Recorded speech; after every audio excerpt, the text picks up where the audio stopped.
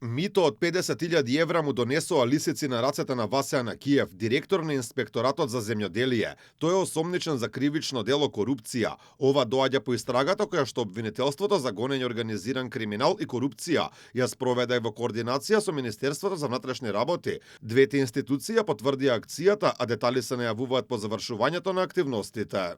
Под координација најавен обвинител на основното јавно обвинителство за гонење на организиран криминал и корупција во тек е акција на Министерството за внатрешни работи поради основано сомневање за сторени кривични дела од коруптивна природа.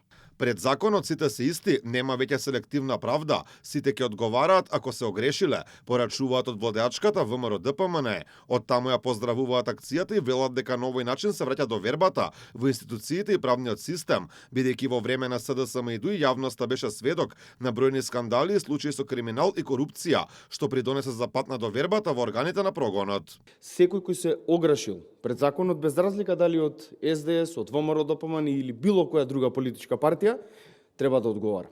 Сите мора да бидат еднакви спрема законот. Воедно ја поздравувам и акцијата на МВР и ова е порака до сите дека со законот нема играње.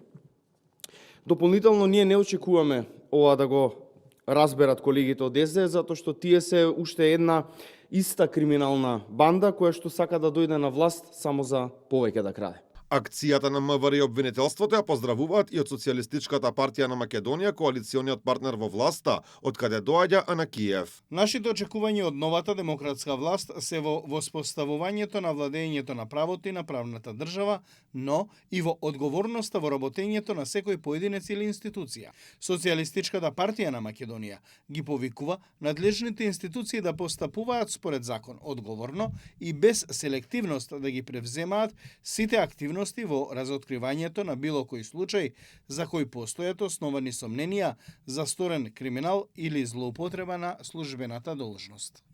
Доказ дека во државава веќе нема селективна правда е што во само неколку месеци ова е второ апсење на актуелен функционер од власта во делот на земјоделието.